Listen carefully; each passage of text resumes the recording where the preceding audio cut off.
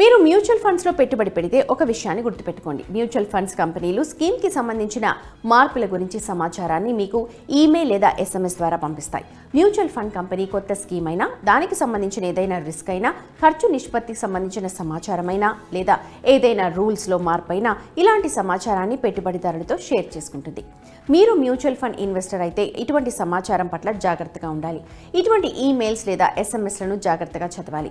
వీటిలో సమాచారం గురించి జాగ్రత్తగా ఆలోచించాలి. ఒక మ్యూచువల్ ఫండ్ కంపెనీ మీకు ఈమెయిల్ పంపిందని అనుకుందాం. XYZ AMC board XYZ small cap ఫండ్తో XYZ మిడ్ క్యాప్ ఫండ్ను విలీనం చేసే ప్రతిపాదనను ఆమోదించింది. కొంతమంది పెట్టుబడిదారులు దీన్ని చదివిన తర్వాత భయాందోళనకు గురవుతారు. తమ పెట్టుబడులను రీడీమ్ చేసుకుంటారు. కానీ ఇలాంటి విలీన వార్తలకు మీరు భయపడాల్సిన అవసరం లేదు. ముందుగా మీరు తెలుసుకోవాల్సింది మ్యూచువల్ ఫండ్ పథకాల విలీనం అంటే ఏంటి? ఇలాంటి సందర్భాల్లో ఇన్వెస్టర్లు ఏం చేయాలి? మ్యూచువల్ ఫండ్స్ విలీనం కింద మ్యూచువల్ ఫండ్ స్కీమ్ను కంపెనీతో విలీనం చేస్తారు. కొన్నిసార్లు 2 స్కీమ్లను విలీనం చేసి కొత్త స్కీమ్ను ఏర్పాటు చేస్తారు. ఈ సమయంలో పెట్టుబడిదారులకు అవకాశం ఇస్తారు.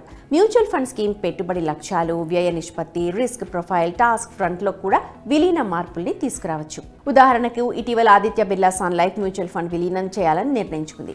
దీని కింద company Aditya Birla Sun Life CRISIL IBX AAA March 2024 index fund ని Aditya Birla Sun Life corporate bond fund తో విలీనం చేసింది. ఈ మధ్య కాలంలో మ్యూచువల్ ఫండ్ పథకాల విలీనం ఏప్రిల్ 2, 2024 నుంచి అమల్లోకి వస్తుంది. అయితే విలీనం తర్వాత ఇప్పటికే ఉన్న స్కీమ్ల పేర్లు, ఇతర ఫీచర్లు మారవు. అలాగే వాటి ప్రయోజనాలపై ఎలాంటి ప్రతికూల ప్రభావం ఉండదు. యూనిట్ హోల్డర్ల పైన కూడా ప్రభావం పడదు. మ్యూచువల్ ఫండ్ పథకాలు ఎందుకు విలీనమవుతాయి అనేది ఒక పెద్ద క్వశ్చన్. మ్యూచువల్ ఫండ్ హౌస్లు అనేక కారణాల వల్ల మ్యూచువల్ ఫండ్ పథకాలను విలీనం చేస్తాయి. కొన్ని ముఖ్యమైన కారణాలు: నిర్వహణ ఖర్చుల్ని తగ్గించడం, పథకాన్ని సరళీకృతం చేయడం, పోర్ట్ఫోలియో నిర్వహణను మెరుగుపరచడం, పథకాల కార్యకలాపాలను సులభతరం చేయడం దీని ఉద్దేశం. మ్యూచువల్ ఫండ్ పథకాల విలీనం పథకం ప్రాథమిక లక్షణాలను మారుస్తుందని మీరు స్పష్టంగా అర్థం చేసుకోవాలి. పథకాల విలీనం పెట్టుబడిదారుల పోర్ట్ఫోలియోపై కూడా ప్రభావం చూపుతుంది. మ్యూచువల్ ఫండ్ హౌస్ స్కీమ్ల విలీనం ఆస్తుల కేటాయింపు, స్కీమ్ల లక్ష్యాలు, పన్ను చిక్కులు, ఇతర సంబంధిత సమాచారాన్ని ఈమెయిల్, SMS ద్వారా రాతపూర్వక సమాచారాన్ని పెట్టుబడిదారులకు ఇవ్వాలి. మీకు విలీనానికి సంబంధించిన మెసేజ్ వస్తే భయపడాల్సిన అవసరం లేదు. మార్కెట్ రెగ్యులేటర్ సెబీ నిబంధనల ప్రకారం మ్యూచువల్ ఫండ్ హౌస్లు పెట్టుబడిదారులకు ఎటువంటి ఎగ్జిట్ లోడ్ లేకుండా పెట్టుబడి నుండి ఎగ్జిట్ అవకాశాన్ని కల్పించాలి. కొన్ని సందర్భాల్లో కంపెనీలు పెట్టుబడి పథకం నుండి బయటకు వచ్చేయడానికి కొన్ని ఛార్జెస్ని విధిస్తాయి. దీనిని ఎగ్జిట్ లోడ్ అంటారు. సెబీ నిబంధనల ప్రకారం ఫండ్ హౌస్ కనీసం 30 రోజుల ఎగ్జిట్ లోడ్ లేని విండోని అందించాలి. ఈ సమయంలో పెట్టుబడిదారులు సమ్మతి పత్రాన్ని ఇవ్వడం ద్వారా తమ నిర్ణయాన్ని తెలియచేయొచ్చు. ఈ సమయంలో మరొక విషయం గుర్తుపెట్టుకోండి: నిర్ణీత గడువులోపు కన్సెంట్ ఇవ్వలేని వారు ఆ రోజు నికర ఆస్తి విలువ ప్రకారం వారి యూనిట్లను రీడీమ్ చేస్తారు. విలీనానికి అంగీకరించిన ప్రస్తుత పెట్టుబడిదారులు తమ పథకాలలో పెట్టుబడి పెట్టడాన్ని కంటిన్యూ చేయొచ్చు.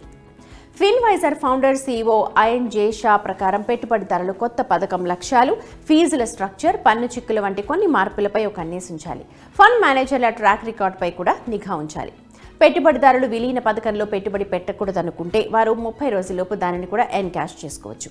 అటువంటి సందర్భాల్లో ఎటువంటి ఎగ్జిట్ లోడ్ వర్తించదు. విలీన సమయంలో పెట్టుబడిదారులు మరి ఏం చేయాలి? సర్కులర్లోని విలీనం లక్ష్యాలను జాగ్రత్తగా చదవండి. మీ పోర్ట్ఫోలియోపై ప్రభావం చూపే పన్ను చిక్కుల గురించి తెలుసుకోండి. ఖర్చు నిష్పత్తిని చెక్ చేయండి, అంటే పెట్టుబడిపై ఖర్చు.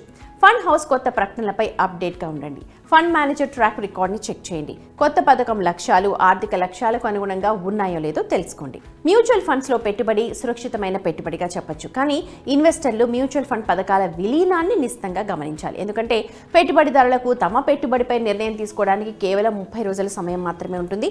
మ్యూచువల్ ఫండ్ పథకాల విలీనం తర్వాత ఇన్వెస్టర్లు తమ మ్యూచువల్ ఫండ్ స్కీమ్స్ను విక్రయించాలనుకుంటే అప్పుడు వారు మూలధన లాభాల పన్నును చెల్లించాల్సి రావచ్చు.